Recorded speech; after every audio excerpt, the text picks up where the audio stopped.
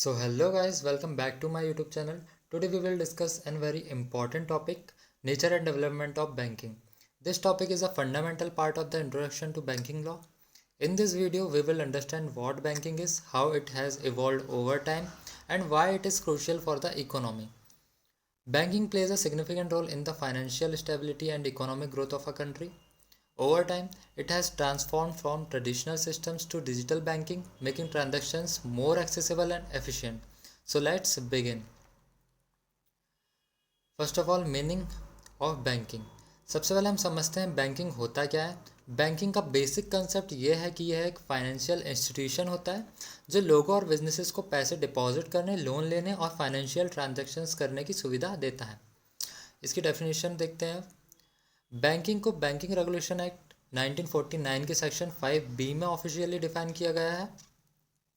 Banking Regulation Act of 1949 under Section 5B defines banking as the act of accepting deposits from the public for the purpose of lending or investment.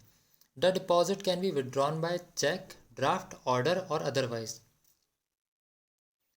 Banking का अर्थ वह व्यापारिक प्रक्रिया है जिसमें जमा स्वीकार करना, उन पर चेक, ड्राफ्ट, आहरण पत्र आदि के माध्यम से निकासी की सुविधा देना तथा ऋण प्रदान करना शामिल है। यह एक ऐसी प्रक्रिया है जो पब्लिक से डिपॉजिट्स एक्सेप्ट करता है और लैंडिंग या इन्वेस्टमेंट के लिए यूज़ करता है। यह डिपॉजिट्स डिमांड पर या किसी और तरीके से रिपेबल होते हैं जिसे चेक, ड्राफ्ट, ऑर्डर या किसी और मोड से विड्रॉ किया जा सकता है। क्रॉसबी के अनुसार बैंक एक ऐसा इंस्टीट्यूशन है जो लोगों से धन जमा स्वीकार करता है और इसे उधार देता है।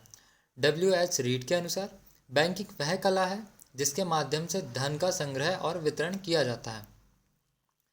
अब नेचर ऑफ बैंकिंग। बैंकिंग का नेचर कई फैक्टर्स पर डिपेंड करता है, जैसे कि इसका इकोनॉमिकल रोल, सर्विसेज और फाइनेंशियल फील्ड में इसका योगदान। की factors of banking. First of all, acceptance of deposits, जमा की स्वीकृति।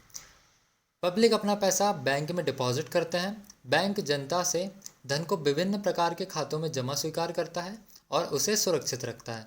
बैंकिंग व्यवस्था लोगों के धन को सुरक्षा प्रदान करती है और आवश्यकता अनुसार निकासी की सुविधा देती है। Second is landing and investment, ऋण एवं निवेश। बैंक्स ये डिपॉजिट्स को लोन्स और इन्वेस्टमेंट्स में यूज़ करते हैं। बैंकिंग प्रणाली विभिन्न प्रकार के लोन्स और एडवांसेस प्रदान करके व्यवसायों और व्यक्तियों को आर्थिक सहायता देती है। ये लोन्स एग्रीकल्चर, इंडस्ट्री, बिजनेस और पर्सनल नीड्स के लिए दिए जाते हैं। Third one is payment system provider, भुगतान प्रणाली प्रदाता। चेक्स, ड्राफ्ट्स, ऑनलाइन ट्रांसफर्स का मैनेजमेंट बैंक करते हैं। बैंकिंग प्रणाली डिजिटल और पारंपरिक माध्यमों से लेन देन की सुविधा प्रदान करती है। Cheque, demand drafts, electronic fund transfer, UPI जैसी सुविधाएं भुगतान और निपटान प्रणाली का हिस्सा है। फोर्थ इज मोनेटरी स्टेबिलिटी, मौद्रिक स्थिरता। बैंकिंग सिस्टम इकोनॉमी में फाइनेंशियल स्टेबिलिटी मेंटेन करता है। बैंकिंग प्रणाली किसी भी अर्थव्यवस्था की वित्तीय स्थिरता बनाए रखने में मदद करती है। यह मुद्रा प्रवाह को नियंत्रित करती है और देश की आर्थिक गतिविधियों को संतुलित बनाए रखती है। फिफ्थ इज रेगुलेटेड एक्टिविटी, विनियमित गतिविधि। रिजर्व बैंक ऑफ इंडिया यानी कि RBI या अदर लीगल अथॉरिटीज़ के द्वारा बैंक को रेगुलेट किया जाता है। Sixth is encouragement of savings and investments, बचत और निवेश को प्रोत्साहन। बैंकिंग प्रणाली लोगों को बचत करने और उचित निवेश करने के लिए प्रोत्साहित करती है। यह पूंजी निर्माण में मदद करता है और आर्थिक विकास को बढ़ावा देता है। Seventh is trust and reliability, विश्वास और विश्वसनीयता।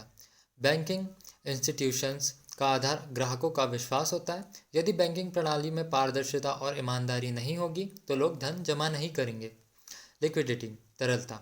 बैंकिंग को इस प्रकार कार्य करना होता है कि वह जमाकर्ताओं और उनके धन की आवश्यकता पड़ने पर उसे आसानी से उपलब्ध करा सके। Ninth is national and international impact, राष्ट्रीय एवं अंतर्राष्ट्रीय प्रभाव।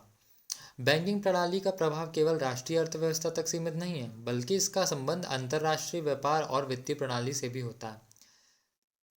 Last one is creation of credit, साख का निर्माण। बैंक जमा किए गए धन के एक हिस्से को ऋण के रूप में देकर अर्थव्यवस्था में साख का निर्माण करते हैं। अब देखते हैं हम डेवलपमेंट ऑफ बैंकिंग। बैंकिंग की डेवलपमेंट बहुत पुरानी है, यह टाइम के साथ इवॉल्व होता गया है। चलो इसको डिफरेंट स्टेजेस में समझते हैं।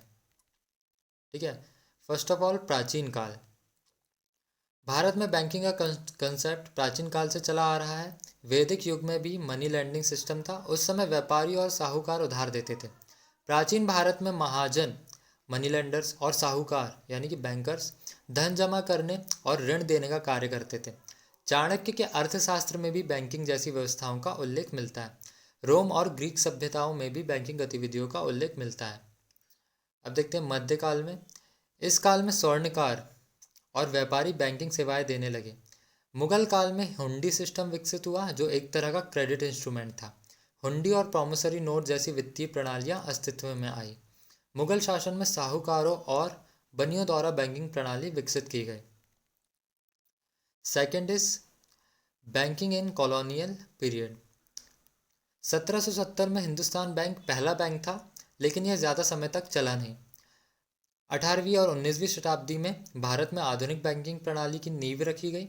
बैंक ऑफ बंगाल 1806 में स्थापित किया गया। बैंक ऑफ बॉम्बे 1840 में स्थापित हुआ और बैंक ऑफ मद्रास 1843 में। 1860 में कॉरपोरेटिव बैंकिंग सिस्टम इंट्रोड्यूस किया गया।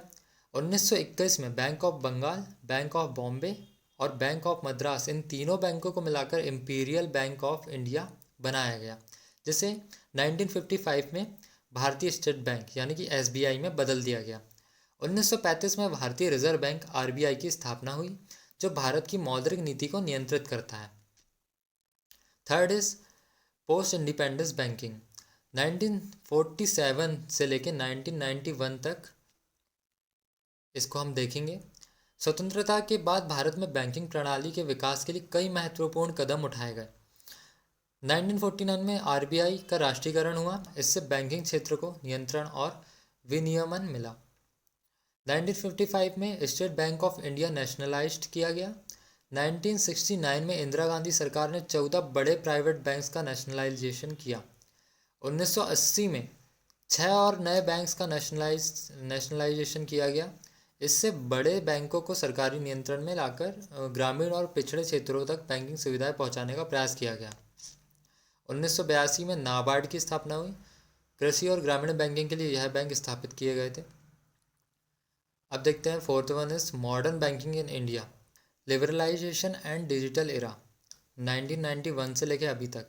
1991 के बाद लिबरलाइजेशन की वजह से प्राइवेट बैंक जैसे HDFC, ICICI और एक्सिस बैंक उभर के सामने आए। सन 2000 के दौरान डिजिटल बैंकिंग का विकास हुआ, लाइक नेट बैंकिंग, UPI और मोबाइल बैंकिंग पॉपुलर हुए और फिनटेक कंपनियों के आने से बैंकिंग प्रणाली में बहुत ही अच्छा खासा बदलाव आया। आज के टाइम पे बैंकिंग सिर्फ फिजिकल ब्रांचेस तक सीमित नहीं है, बल्कि डिजिटल हो चुका है। Online banking, UPI, crypto currency जैसे नए एडवांसमेंट्स बैंकिंग सेक्टर को इवॉल्व कर रहे हैं।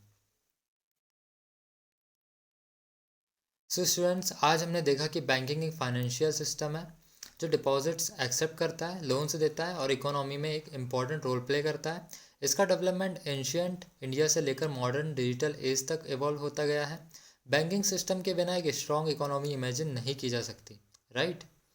तो हमने समझा कि बैंकिंग एक ऐसा फाइनेंशियल सिस्टम है जो डिपॉजिट एक्सेप्ट करता है, लोन्स प्रदान करता है और अर्थव्यवस्था के लिए बहुत ही ज़्यादा इम्पॉर्टेंट है। इसका डेवलपमेंट प्राचीन भारत से लेकर आज के डिजिटल युग तक हुआ है। एक मजबूत बैंकिंग सिस्टम एक मजबूत अर्थव्यवस्था का आधार है। सो स्टूडेंट्स, ये टॉपिक आपको कैसा लगा? Let us know in the comments. If you found this video informative, please like, comments and share, and also subscribe to the channel and press the bell icon for updates on new videos. See you in the next video. Bye bye.